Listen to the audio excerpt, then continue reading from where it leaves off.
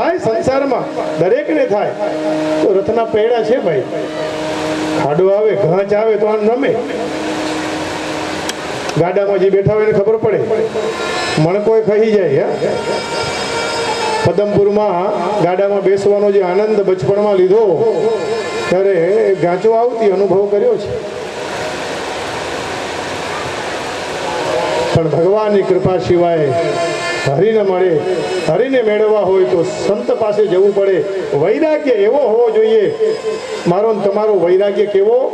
ઘર મેં ભઈ ખટપટ, घर में भाई खटपट के चल बाबा के मठ पर. तरत ज हालो के हवे आपणे मठ पर जईए. अरे एक भाई तो 250 ग्रामना गांठियाना पेकेट बनावी અને રેલવે સ્ટેશનના થોડે દૂર જઈને પાટા ઉપર હુઈ ગયો. ત્યાં પેલા થેલાવાળા આવે ને, પેલા એ ઉઠ, કેમ સૂતો છે, ગાડીનો ટાઈમ થયો. તો કે નહીં, બસ મરવું છે. ઘરમાં બધા ધિક્કારે છે, રહેવું નથી હવે. તો કે આ પડીકા છે ને, તો કે ટ્રેન મોડી પડે તો ખાઈ લેવાય. એટલે હજી તને જીવવાની ઈચ્છા છે અને પાછો ટ્રેનના પાટા ઉપર સુવા આવ્યો. આ મરકટ વૈરાગ્ય છે. વૈરાગ્ય ધ્રુવને લાગ્યો છે.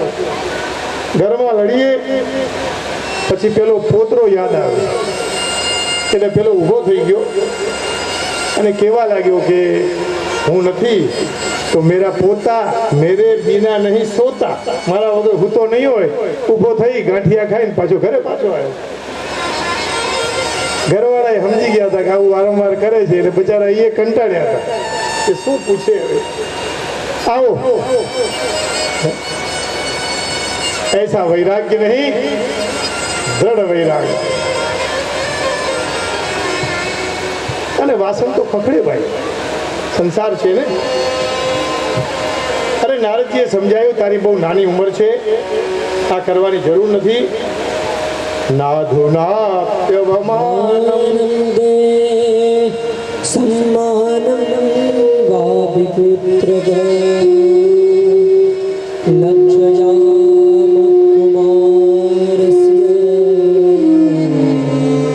સપ્તસ્ય ક્રીડનાદિષુ. અરે બેટા, આ તો રમવાની ઉંમર છે, આનંદ કરો. અને તું જેને મેળવવા નીકળ્યો છે ને, એ મુનિઓ પણ મેળવી નથી શક્યા. વર્ષો સુધી તપશ્ચર્યા કરી, એક જન્મ નહીં, બે નહીં, ત્રણ નહીં, અનેક જન્મ સુધી ભગવાનને પ્રાપ્ત નથી કરી શક્યા. માટે જા અને તું તારા પિતાની સાથે રહે. તીવ્ર સમાધિ મેળવેલા સંતો પણ ભગવાનને મેળવી શક્યા નથી. બહુ દુઃખમાં ગભરાવવું નહીં અને સુખમાં બહુ અભિમાની ન થવું. આ બધું પ્રારબ્ધ અનુસાર મળતું હોય છે. યસ્ય યદ્દૈવ વિહિતમ સતેન સુખ દુઃખયોઃ આત્માનં તોષદં દેહિ તમસા પારમૃચ્છતિ. અરે તારી માએ તને એવું કહી દીધું, તું જંગલમાં નીકળી પડ્યો, સહન તો કર. મોટી વ્યક્તિ હોય તો આપણને કે, અને સુખી થવું હોય તો પછી આપણે નમવું પડે. અને વડીલો આપણી ઉપર અનુગ્રહ કરે, ભૂલ થઈ ગઈ હોય ક્ષમા માંગી લઈ. પણ ધ્રુવજીએ નક્કી કર્યું હતું કે મારે તો ભગવાનને મેળવવા છે. સુરુચ્યા દુર્વચો બાણે નભિન્ને શયતે હૃદય.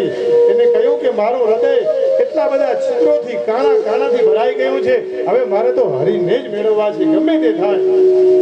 અને નારદજીને ખ્યાલ આવી ગયો કે આ સાચો ભક્ત છે. એટલે આપણે બજારમાં ઘોડો લેવા જઈએ ને તો એને 5-10 વાર આમ તપાસ કરીને લઈએ છીએ કે ક્યાંયથી તેડ નથી, ક્યાંયથી છિદ્ર નથી. અને આ તો ભગવાનને મેળવવાના છે. એ નારદજીએ બરોબર ટકોરા મારીને તૈયાર કર્યો. નક્કી થયું કે ખરેખર આ ભક્ત છે, ભગવાનને મેળવવા તપસી રહ્યો છે. અને મંત્ર આપ્યો, ઓમ નમો ભગવતે વાસુદેવા મનના ત્રાયતે ઇતિ મંત્રઃ જેનું મનન કરવાથી મારું તમારું દુઃખ દૂર થઈ જાય એને મંત્ર કહેવાય. અને નારદજીએ પોતાના મનમાં ભગવાનના નામનું સંકીર્તન જપની શરૂઆત કરી છે. હરે રામ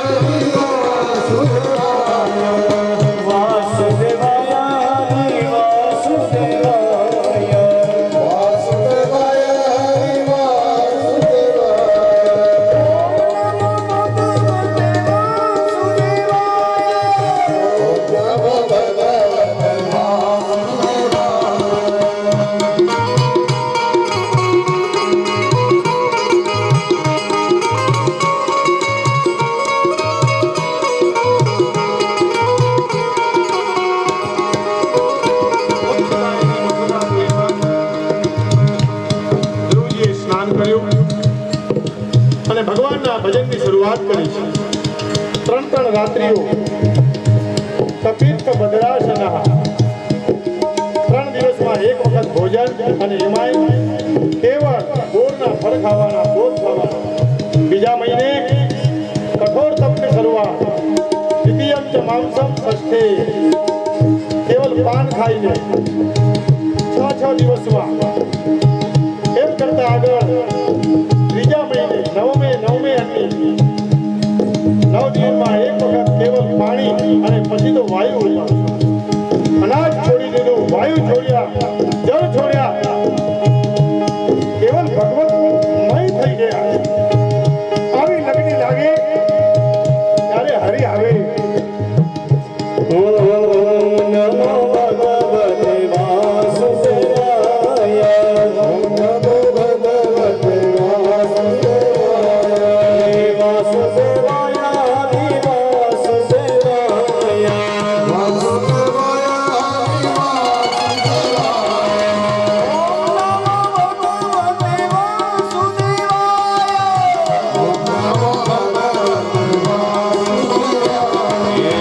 વાસુદેવાય.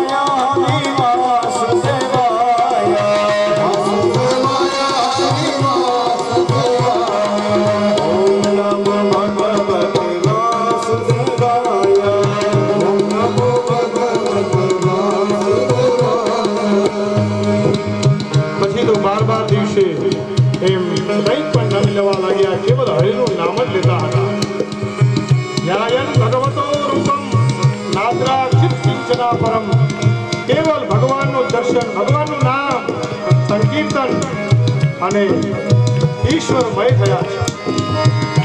મારા તમારા જેવા કોઈ એકાદશી કરે તો બપોરે ભૂખ લાગે, સાંજે જમીએ, અને કોઈ એવી હિંમત કરી કે લાવ હું પણ અગિયારસ કરું, કંઈ ન ખાધું, બીજા દિવસે કંઈ ન લીધું, ત્રીજા દિવસે કંઈ ન લીધું અને હોસ્પિટલમાં જવું પડ્યું. આ વ્રત કેમ કરવું ને એ તો ધ્રુવજી શીખવે છે. ધીરે ધીરે 1 દિવસ, 3 દિવસ, 9 દિવસ, 12 દિવસ એમ કરતા કરતા તમને બધાના ઓમ નમો ભગવતે વાસુદેવાય. ઓમ નમો ભગવતે વાસુદેવાય. ઓમ નમો ભગવતે વાસુદેવાય. ઓમ નમો ભગવતે વાસુદેવાય. વાસુદેવાય હરિ વાસુદેવાય.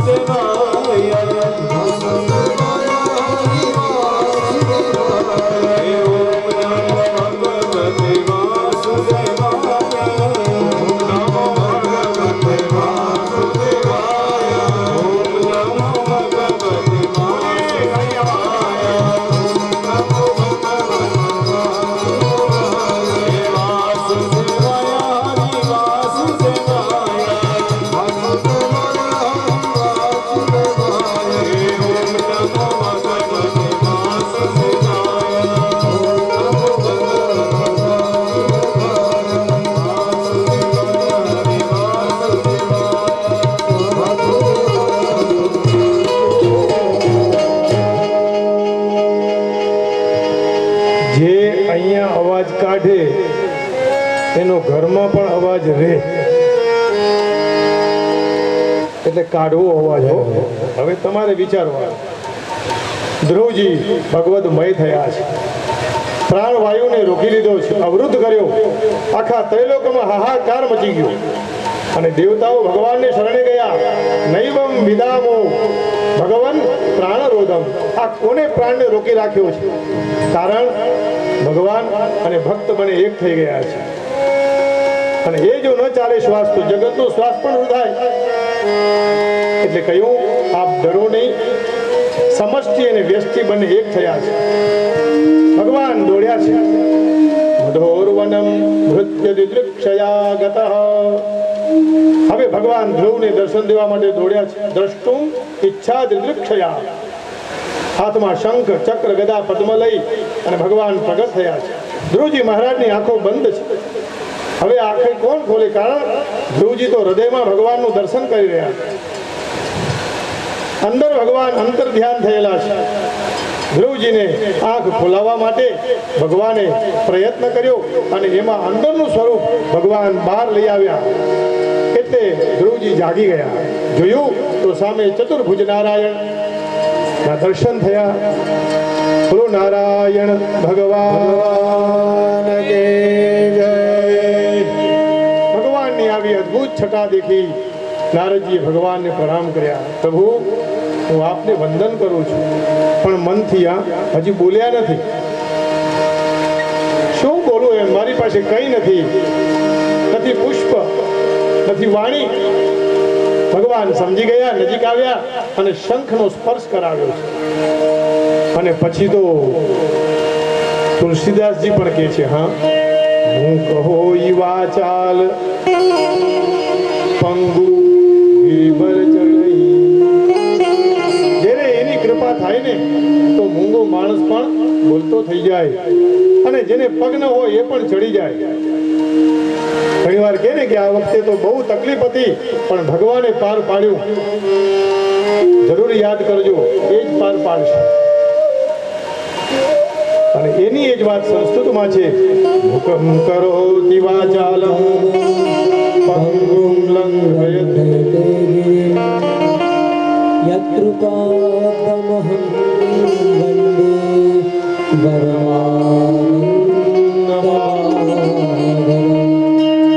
ભગવાન શું વાચાળ બનાવે? વાચાળ એટલે જે મનમાં આવે એ બોલવાનું, એને વાચાળ કહેવાય. પણ સંસ્કૃત ભાષાની મજા તો જુઓ. વાચામ અલંકરોતિ જે વાણીને સુશોભિત કરે એવી વાણી ભગવાને આપી છે. શંખનો સ્પર્શ થતા દ્વાદશાક્ષર મંત્રથી ભગવાન પ્રસન્ન થયા એટલે નારદજીએ સ્તુતિની શરૂઆત કરી. 12 અક્ષરનો મંત્ર આપ્યો તો એટલે 12 શ્લોક વડે સ્તુતિ કરે છે. અને ધ્રુવજી બોલે છે હવે પ્રવેશ્ય નવા ચરિમાન પ્રસુપ્તા સંજીવયાત્યભિલષા તિજરસ્વધામ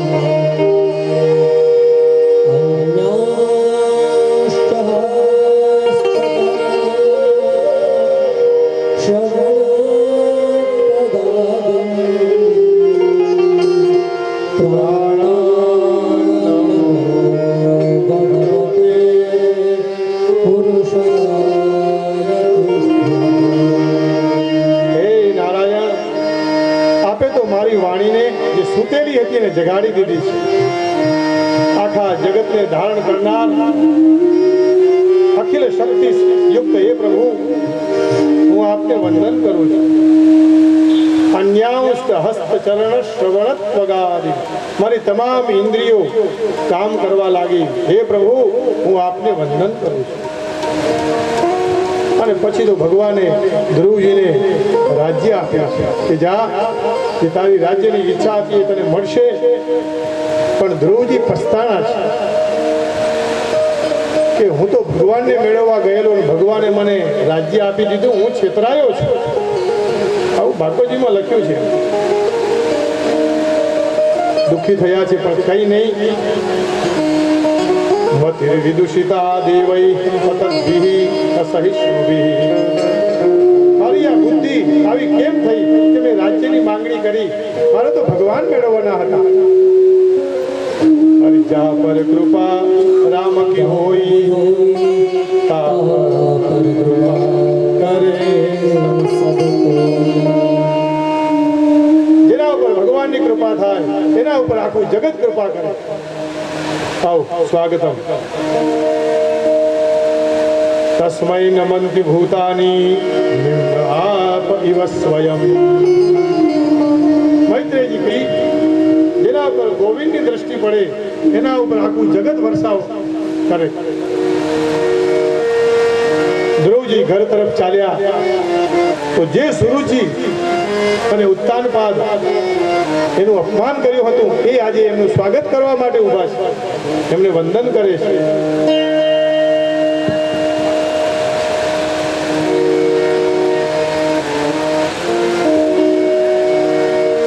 પણ ધ્રુવજીએ પોતાની બીજી સોતેલી માને પણ વંદન કર્યા છે.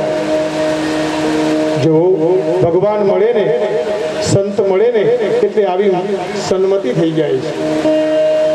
અરે માં, જો તમે મને આવા કડવા વેણ કીધા ન હોત ને તો હું આજે આ તપ કરી અને ભગવાનને મેળવી ન શક્યો હોત.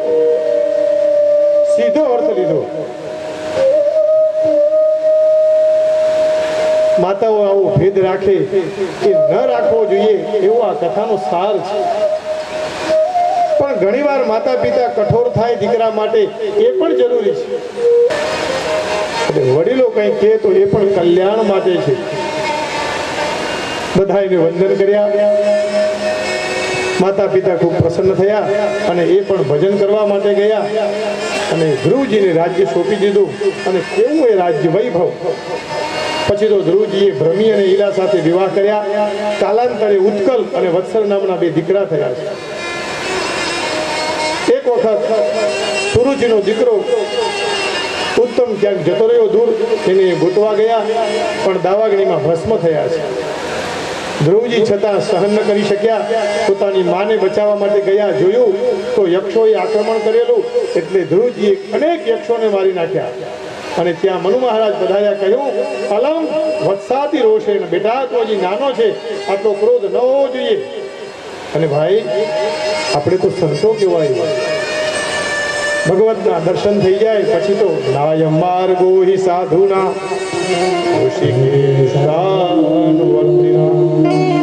એક વખત ભગવાનના સાધુના માર્ગે ચાલ્યો, એ સાધુનું આ કામ નથી, મૂકી દો. એટલે મારવાનું બંધ કર્યું, રાજ્ય પોતે ચલાવતો. ધ્રુવજીને પણ આનંદ નથી.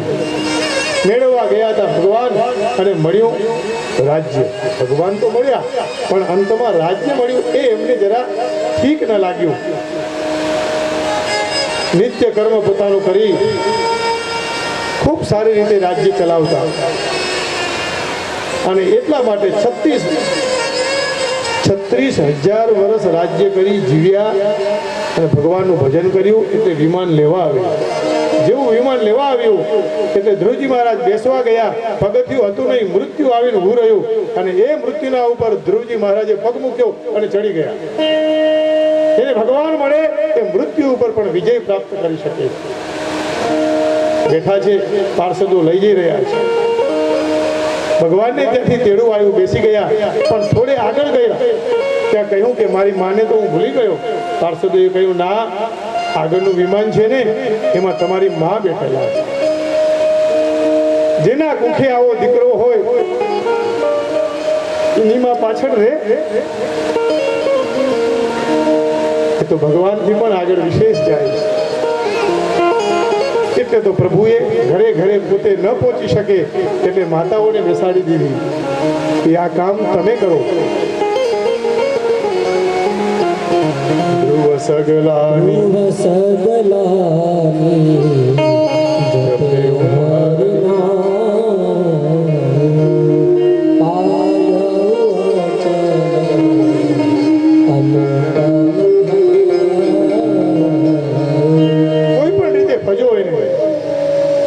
તુલસીદાસના વચનો છે. ભલે 5 વર્ષની ઉંમર હોય પણ ભગવાનનું ભજન તો કરવું જ જોઈએ. ભગવાનને પ્રાપ્ત કરી ધ્રુવે પોતાનું જીવન ધન્ય બનાવ્યું. પરીક્ષિત મહારાજ બહુ સુંદર રીતે કથા સાંભળી રહ્યા છે અને એમાં પૃથુ ચરિત્ર જે કહેવા લાગ્યા તે કહ્યું, ધ્રુવજીના વંશમાં જ એક અંગ નામનો રાજા થયો, ધર્માત્મા. સુનિતા નામની કન્યા સાથે એના લગ્ન થયા પણ એને દીકરો સારો ન પાક્યો. આ મારી તમારી પીડા છે.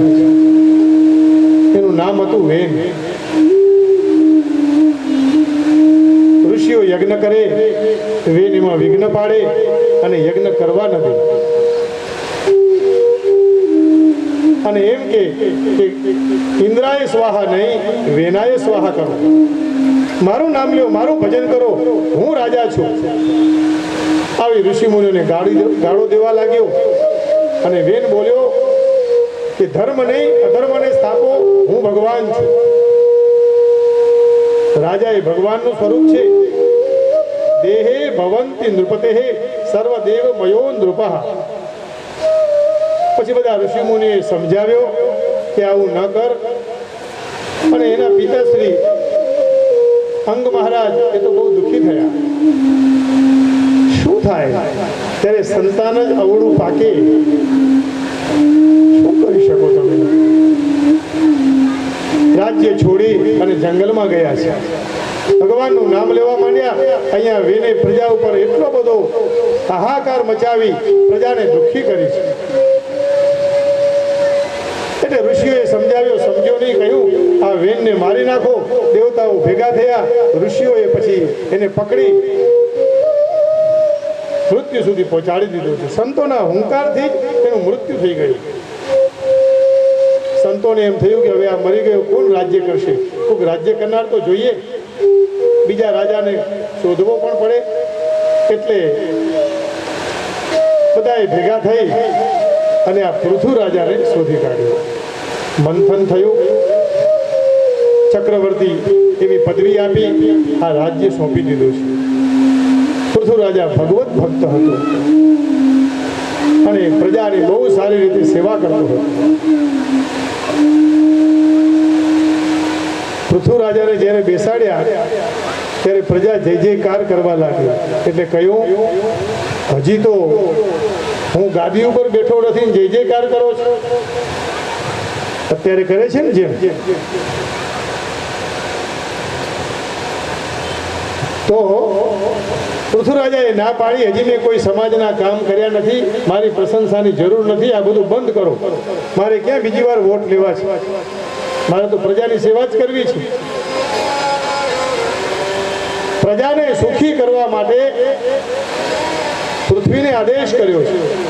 વસુધે ત્વામ વદિષ્યામિ મચ્છાસન પરાંગમુખીમ. હે પૃથ્વી, મારું શાસન છે. વરસાદ નથી, વરસાદ આપ. ધન ધાન્ય નથી, ધન ધાન્ય આપ. જળની વ્યવસ્થા કર. અને આ બધી વ્યવસ્થા પૃથ્વીરાજાના કહેવાથી પૃથ્વીએ કરી આપી છે. ધર્મ રાજામાં હોય ને એટલે પ્રજા પણ સુખી થાય. યથા રાજા તથા પ્રજા. રાજા સારો હોય તો પ્રજા સુખી થઈ જાય. પછી તો પૃથ્વીરાજાએ ભગવાનની કૃપાથી નગરની વ્યવસ્થા કરી. આ પાણીની વ્યવસ્થા જે વોટર યોજના કહી છે ને આપણે, એ પૃથ્વીરાજાથી આવી છે, કોઈ નવી લાવી નથી. કુવા ખોદાવડાવ્યા, મોટા મોટા સરોવર બનાવડાવ્યા, તળાવ, રસ્તાઓ, સ્કૂલો, ગ્રામ પંચાયત, આ પૃથ્વીરાજાએ કરેલું છે. કારણ એ પ્રજા પ્રેમી હતો, પ્રજામાં જ ભગવાન છે એવું માનતો હતો.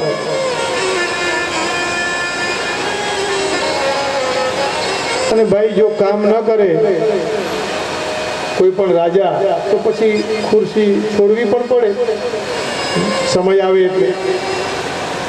અને બહુમત સિદ્ધ થાય તો બેસવા મળે. એટલે પછી ઋષિઓએ કહ્યું, આ એવું કરો કે યજ્ઞનું આયોજન કરો અને ઇન્દ્રને પરાસ્ત કરી. તે પ્રમાણે આગળ કથામાં કહ્યું કે ઇન્દ્રનો વિજિતાશ્વ નામનો એ પૃથુપુત્ર ઇન્દ્ર જ્યારે યજ્ઞમાં આવ્યો અને યજ્ઞમાંથી ઘોડો લઈને જતો રહ્યો, ચોરી લીધો. વિદુરજીએ પૂછ્યું કે આમાં કેમ આવી પરંપરા, કેમ આવું થયું? એમ તો કે સાધુના વેશમાં આવેલ અને ઘોડો લઈ ગયો. પાપસ્ય ખંડઃ તેથી પાપ ખંડઃ. ખરેખર એ સાધુ ન હતો, સાધુના વેશમાં હતો. ઋષિએ કહ્યું એમ.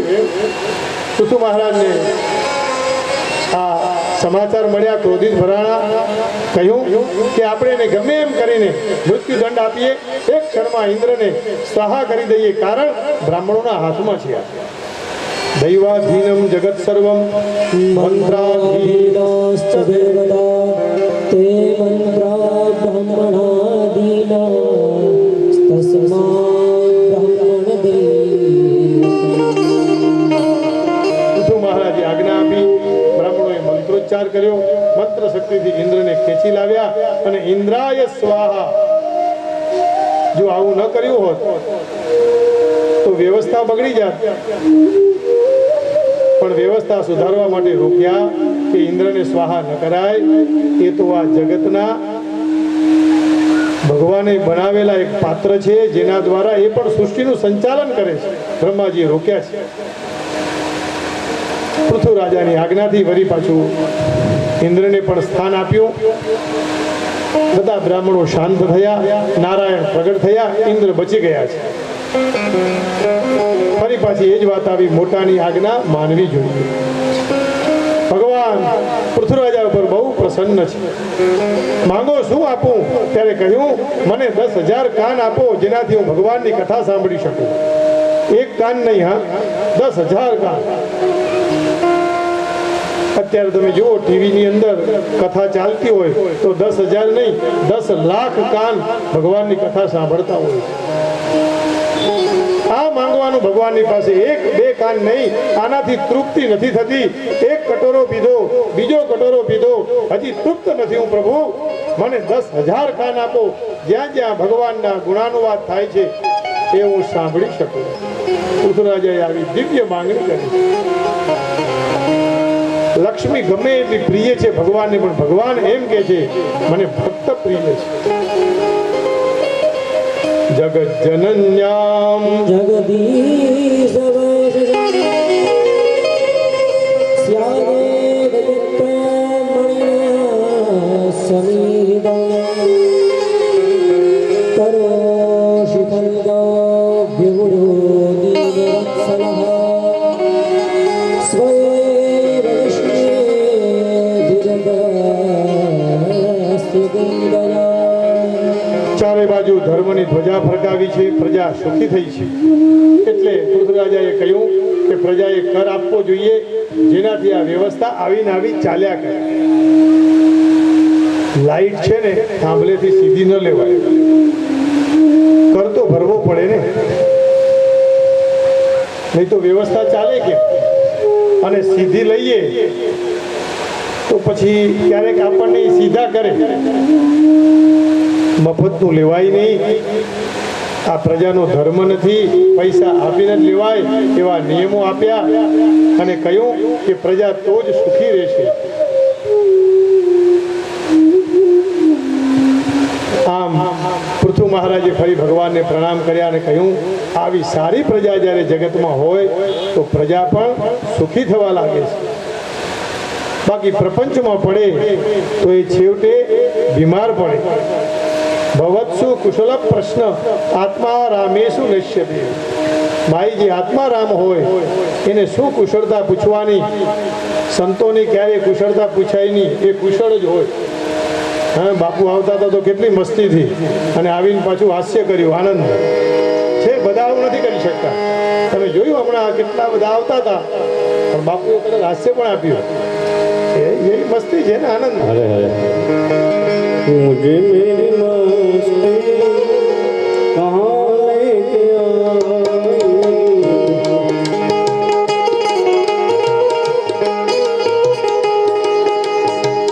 जहाँ मेरे अपने जहाँ मेरे अपने जहाँ मेरे अपने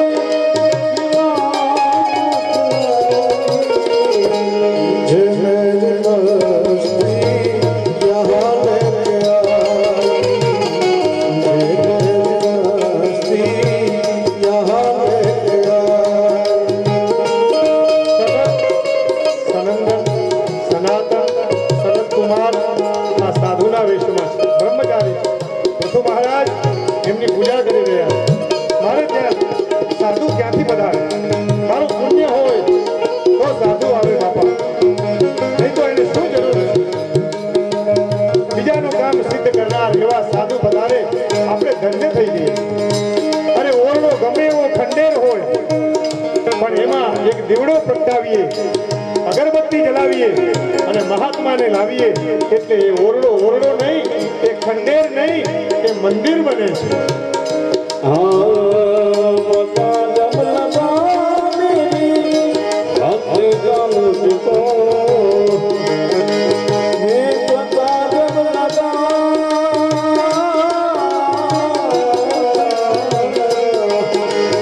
हे मता जब लगा मेरी हस्ती का मुझको सिवा मेरे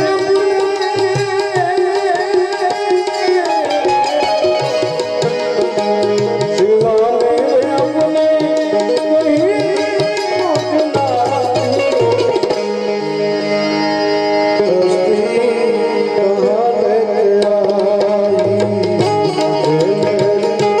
मस्ती कहाँ लेके आई અરે સંતોનું ચરણ મળે એને 5 તીર્થ કહેવાય.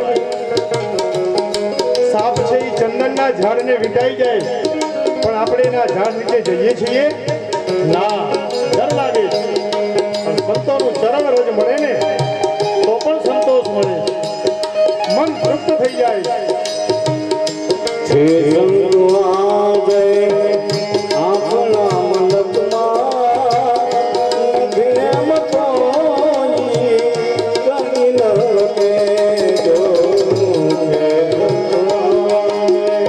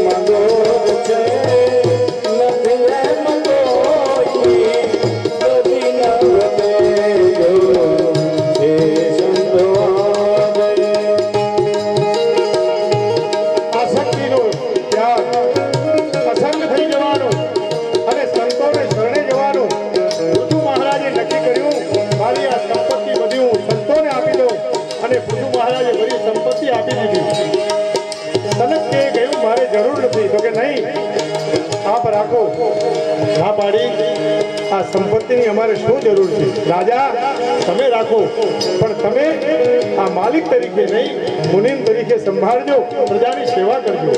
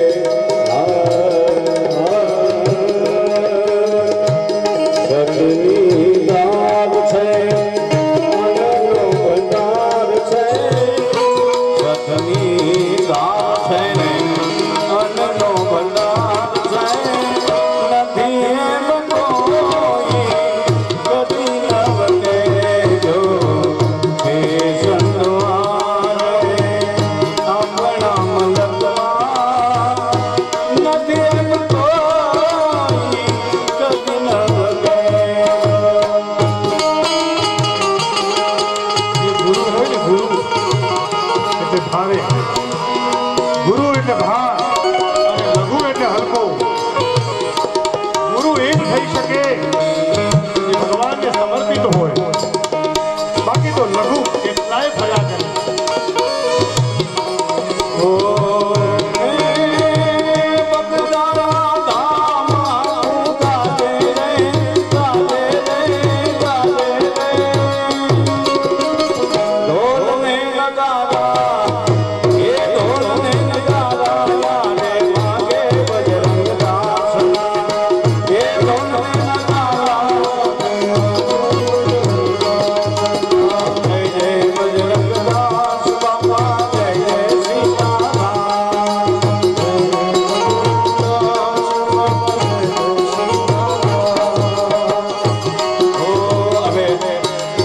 વાત નીકળી છે ત્યારે છેલ્લે ભગતાને માને બાબાજી તારી લગનાનો કોઈ માન દે બાબા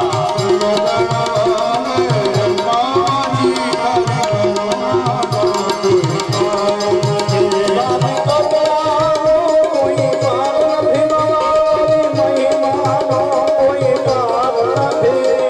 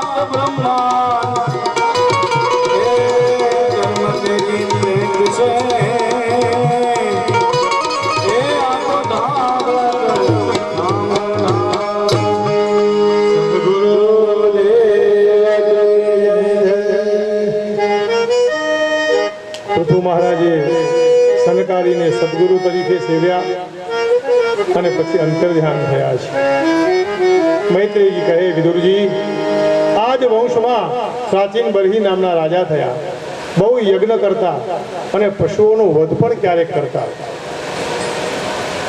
એટલે નારદજી આવીને કહ્યું કે પશુવધ એ યોગ્ય નથી. યજ્ઞ કેવળ ક્રિયાત્મક ન ચાલે, ક્રિયા પછી કર્મ અને કર્મ પછી ઉપાસનામય હોવો જોઈએ. તમે જે યજ્ઞ કરો છો એ હિંસાત્મક છે. અને બન્યું એવું, કેટલા બધા યજ્ઞ કર્યા, જે પશુને હોમેલા એ બધા પશુ આકાશમાં ઊભા હતા. કહ્યું, જો રાજન, આ બધા તારી રાહ જોવે છે, તને ફાડી ખાવા ઈચ્છે છે. રાજાની આંખો ખુલી ગઈ. વેદ એમ કે વેદ પઢના પાપ હૈ. હવે આગળ આપણે વાંચવું તો પડે ને. વેદ પઢના પાપ હૈ. પણ કોઈ સમજદાર આવીને કીધું કે વેદ પઢના પાપ હૈ અશૌચ અવસ્થા મેં. પણ પેલા એટલું જ વાંચેલું કે વેદ પઢના પાપ હૈ. વેદ ભણવો પાપ છે, પણ આગળનું વાંચ્યું જ નહીં.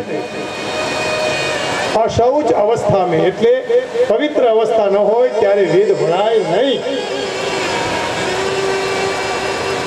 નારદજી કહ્યું, આ અયોગ્ય છે, પશુવધ ના થવો જોઈએ. કારણ પરોક્ષવાદો વેદો યમ બાલાનામ અનુશાસનમ. વેદ ભગવાન પરોક્ષવાદી છે. એટલે એમને જોયું કે આ લોકો હિંસા વગર રહી શકતા નથી. એટલે નિયમ બનાવ્યો કે અમુક યજ્ઞ વખતે અમુક બલિદાન આપી અને જે ઈચ્છે છે આવું એને અર્પણ કરવું, એવું પ્રમાણપત્ર આપ્યું. પણ એનો અર્થ આપણે શું કર્યો? હિંસાત્મક માર્ગ ઉપર ચાલવા લાગ્યા. આવો બાપુ, સ્વાગતમ, નમો નમઃ. નારદજી બોલ્યા, અહિંસા પરમો ધર્મ, ધર્મ હિંસા તથૈવ ચ. અહિંસા એ પરમ ધર્મ છે, પણ ધર્મ માટે હિંસા કરવી પડે એ શ્રેષ્ઠ છે.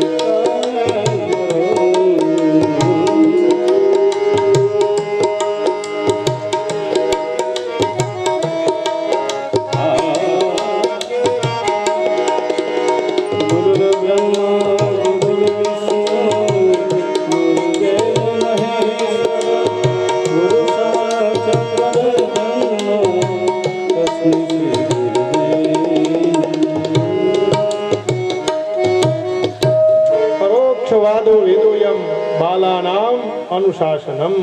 નારદજીએ રોકવા માટે કહ્યું કે હિંસા એ નિવૃત્તિ પરક છે, પ્રવૃત્તિ પરક નથી. હિંસા નથી કરવાની. કોઈક એક આશ્રમમાં, હવે પેલા એક હતા, હવે બે થયા છે. એટલે ઓર મજા આવે કથામાં. કોઈક બાપુનો આશ્રમ, અને એ આશ્રમની અંદર એક સેવક, એને બીડી પીવાની બહુ ટેવ. એટલે આખો દિવસ બીડી પિયા જ કરે. હવે આશ્રમમાં તો નિયમ હતો, આશ્રમ મેં ધૂમ્રપાન નિષિદ્ધ હૈ. હવે બાપુને દયા આવે કે બિચારાને બીડી વગર રહેવાતું નથી, તો પીવા તો દેવી પડે. કારણ કે આશ્રમનું આખું સંચાલન કરે. છૂટી જાય એવી મહાત્માની ઈચ્છા તો હતી જ, તો એના દેહનું કલ્યાણ થાય, રોગથી દૂર થાય. પણ એટલો પ્રેમ, એટલે એમ કહ્યું કે એસે કરો બચ્ચા, રોજ નહીં પીના, રવિવાર કે દિન પીના. આ વાત કરું છું તમને હું, યજ્ઞમાં પશુ હિંસા કેમ આવી ગઈ. પેલા મેં આપને ઉદાહરણ આપ્યું કે વેદ પઢના પાપ હે. આગળનું પેલા એ વાંચ્યું નહીં. અશૌચ અવસ્થા મેં. વેદ ભણવો પાપ નથી. પેલા એટલું જ રાખ્યું ભાઈ વેદ નહીં ભણવાનો, પાપ થાય. એટલે બધાએ વેદ છોડી દીધા. પણ આગળનું વાંચવું જોઈએ ને કે હિંસા એટલા માટે નહીં કરવાની કે ભગવાન નારાજ થાય, પણ વેદ એટલા માટે ભણવાનો કે આપણું કલ્યાણ થાય. પણ પવિત્ર અવસ્થામાં બાપુએ આ પાડી, એસે કરો રવિવાર કે દિન પીના.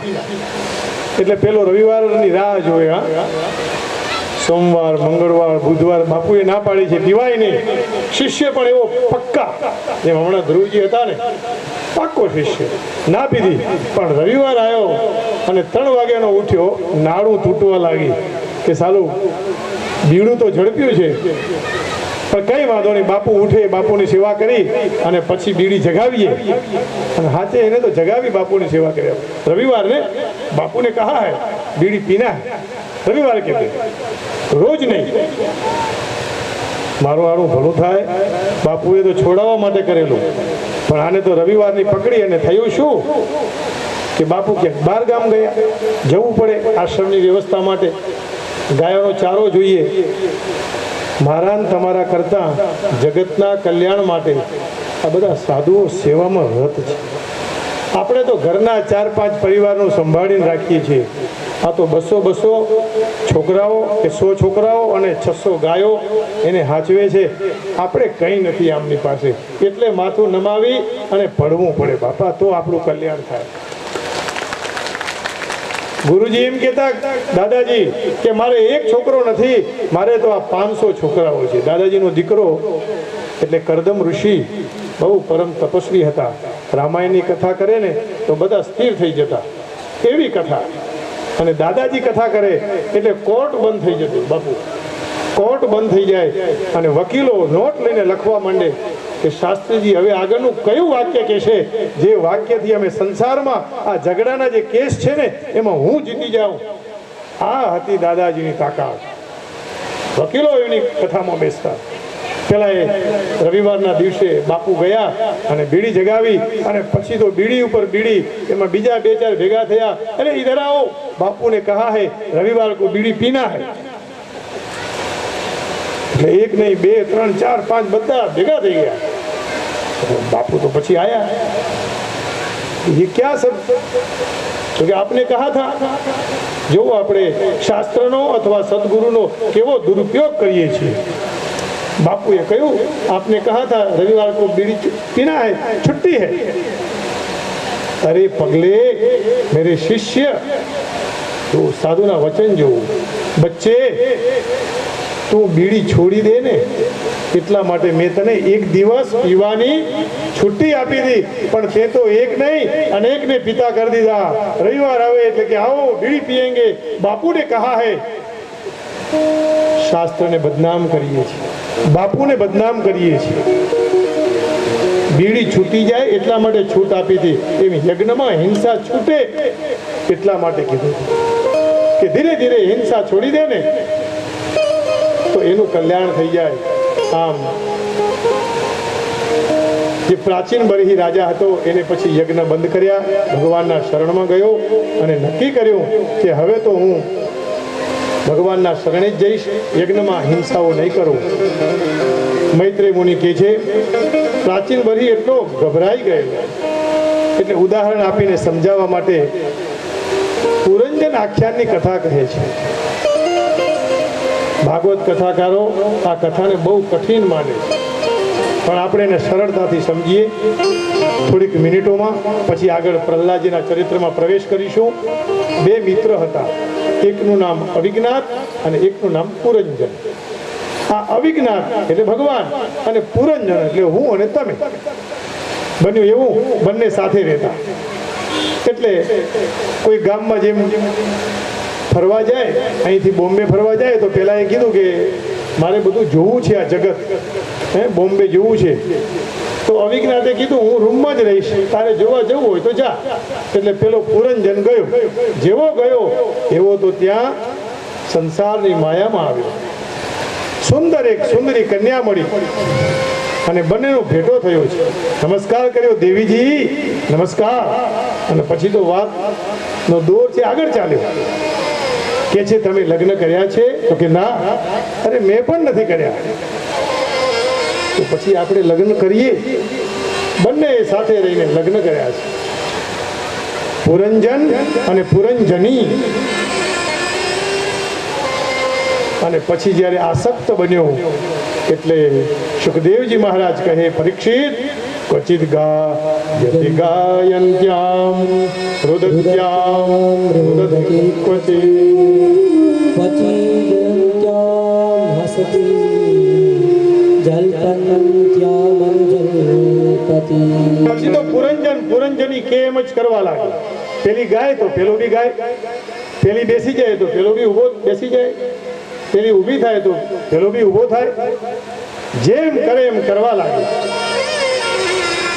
હવે આ પુરંજની એટલે પુરંજનીએ કીધું મારી સાથે રહેવું પડે તો મારો આ સેનાપતિ છે, હા, આ દશેન્દ્રિય છે, પંચ જ્ઞાનેન્દ્રિય, પંચ કર્મેન્દ્રિય, પણ કઈ વાંધો નહીં કે હું તારી સાથે જ રહીશ.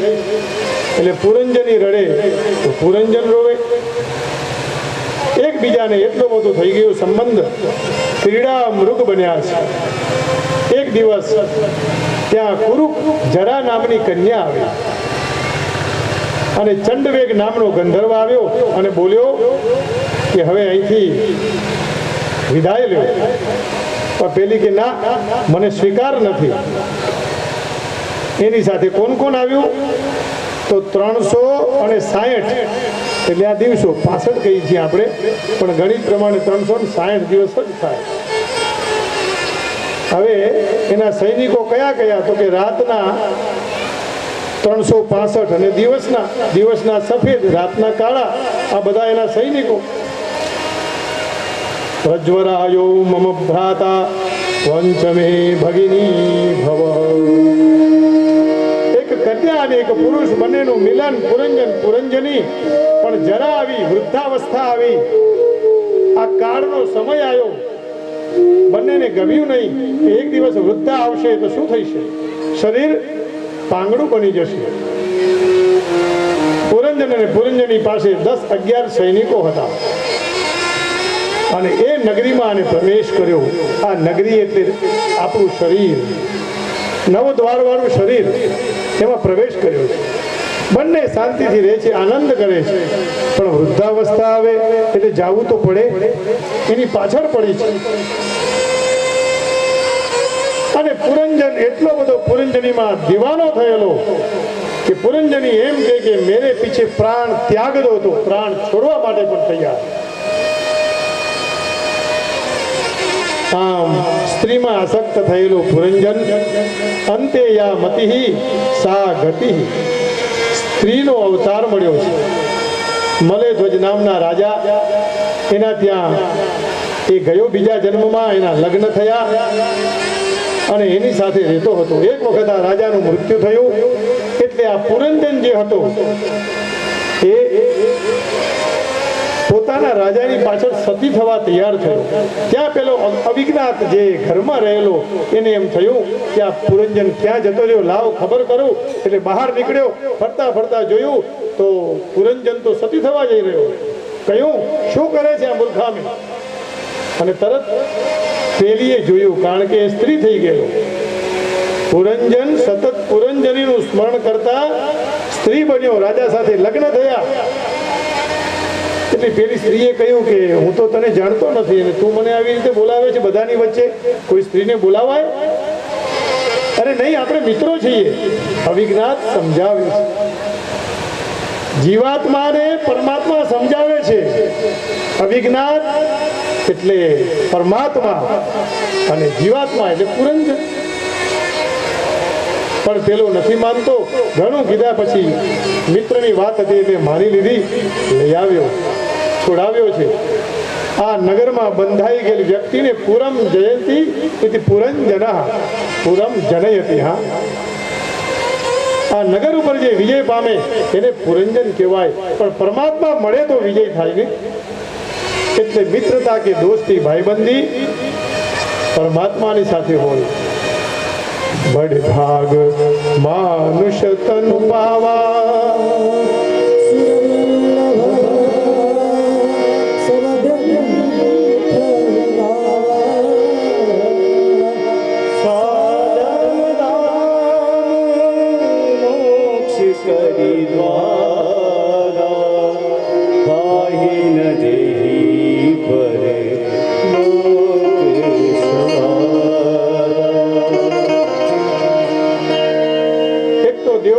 દુર્લભ દેહ અને હે પુરંજન તો વિષયોની પાછળ તારા જીવનને બરબાદ કરી નાખ્યું.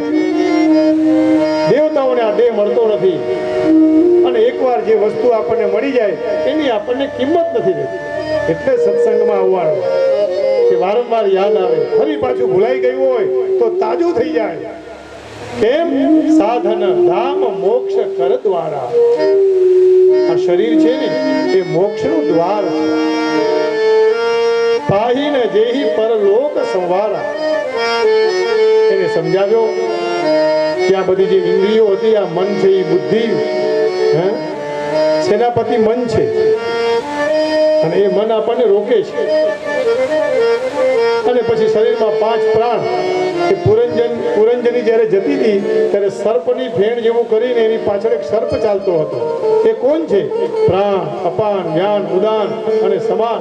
આ 5 પ્રાણો હતા. પણ અંતે તો છોડવું પડે ને. સમજાવ્યો એટલે છોડી દીધું. એને આત્મબોધ થયો છે કે મને આ સદગુરુ મળ્યા, ભગવાન મળ્યા, મારું કલ્યાણ થઈ ગયું છે. એક કોઈ અંધ વ્યક્તિ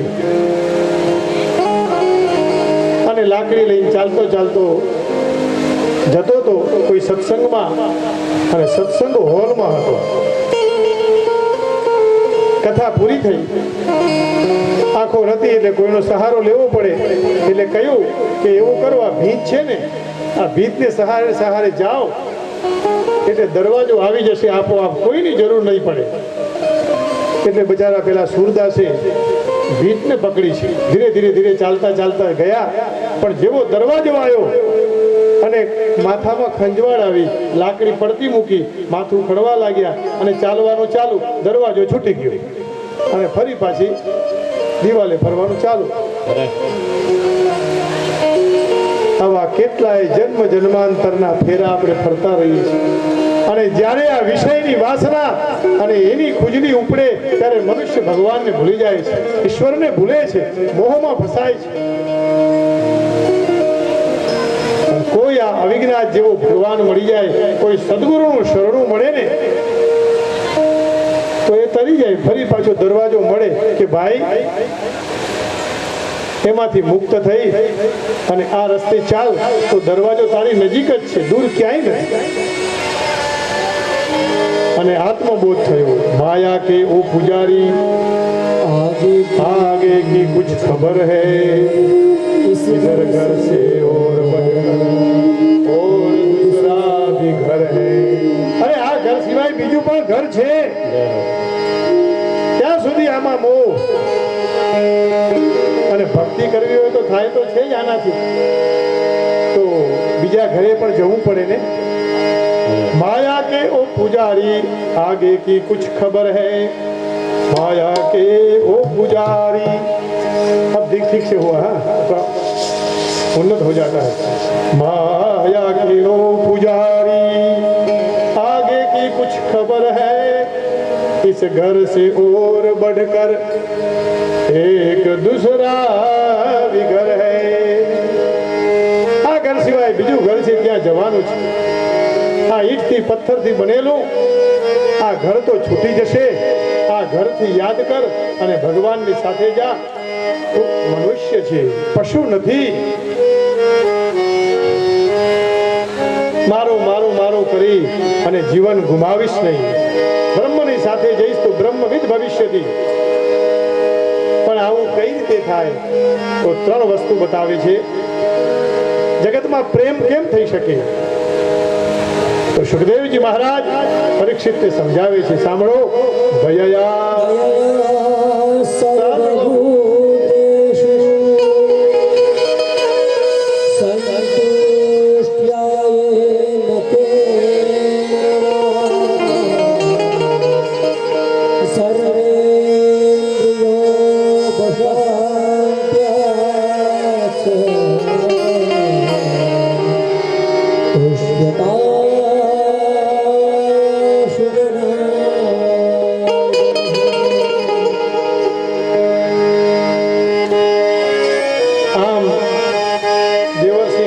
સાથે દક્ષનું પણ મિલન થયું હતું અને એ વખતે કહ્યું 3 સૂત્ર આપ્યા જીવનમાં ઉતારવા જેવા છે જો પ્રભુને પસંદ કરવા હોય તો. પેલું આપ્યું સર્વભૂતેષુ દયયા, પ્રાણી માત્રમાં દયા રાખવાની. બીજું આપ્યું સંતુષ્ટ્યા યેન કેન વા, જે મળે એમાં સંતોષ માનવો. જોયું ભાગવતજીની કૃપા કેવી છે. આપણે કઈ આ ગોઠવ્યું નહોતું, પણ જ્યારે સંતો આવ્યા ત્યારે સંતોનું ચરિત્ર આવ્યું. આ સંતોમાં કરુણા હોય છે, દયા છે. ગમે એવી આપત્તિ પડી હોય ને તો સંતો આપણી સહારે આવતા હોય છે. मुझे याद ऐसे आ रहा है कि 22 साल पहले हम मिले थे आपसे અને મહારાજ એક નાના તંબુમાં રહેતા હતા. કોઈ વસ્તુ નથી એમની પાસે અને છતાં આ ઘરાણા ગામના બધા લોકો ત્યાં જમતા હતા. ભૂકંપ વખતેની વાત કરું છું અને પોતે તો નાના એવા તંબુમાં જ. હા, એ સંતોની કરુણા છે. સાધવો કેવા છે, તિતિક્ષવ કારુણિકા. અને એવો ભેદ નહીં કે अशोक भाई को ही खिलावे, अरे कोई भी आवे सब भगवान के स्वरूप हैं. सर्वेन्द्रियोपशांत्याज, इंद्रियो शांत થાય. ભૂખા સૂખા ખાઈ કે બાપુ હજી એવું જ ખાય છો અને આપણે જઈએ એટલે એ ખાવાની મજા આવે. સાદું હોય, હવે એને ન ભાવે પણ ન ભાવે છે, ન ભાવે પણ અમારા જેવા જાય તો એ ન ભાવે. સમજાય છે? ન ભાવે એટલે પાડે, ન ભાવે પણ આપણને ન ભાવે ખરા. એવા અસંતોષ યાદ રાખીએ જીવનમાં. દયા, પ્રાણી માત્રમાં સંતોષ, અને આવું રાખીએ તો જનાર્દન આશુ તુષ્યતિ, તરત જનાર્દન પ્રસન્ન થઈ જાય છે. ત્રીજા સ્કંદને, ચોથા સ્કંદને વિરામ આપીએ. પાંચમા સ્કંદમાં પ્રિયવ્રત ચરિત્ર ભગવાન ઋષભદેવજીની કથા શાસ્ત્રીજી શ્રી રામાનુજભાઈ અહીંયા પધાર્યા છે. ભાગવત વિદ્યાપીઠમાં અભ્યાસ કરતા દાદાજીના પ્રિય અને અત્યારે બહુ સારા વક્તા એમને નીકળવું છે એટલે એમનું સ્વાગત કરીશું. અને એમની વાણીનો લાભ, સમય તો બહુ જ ઓછો છે છતાં આ તો ગાગરમાં સાગર ભરવાવાળા એ આપણને અહીંયા સૌને આશીર્વાદ આપશે અને પછી આગળ કથા જલ્દીથી ચલાવીશું.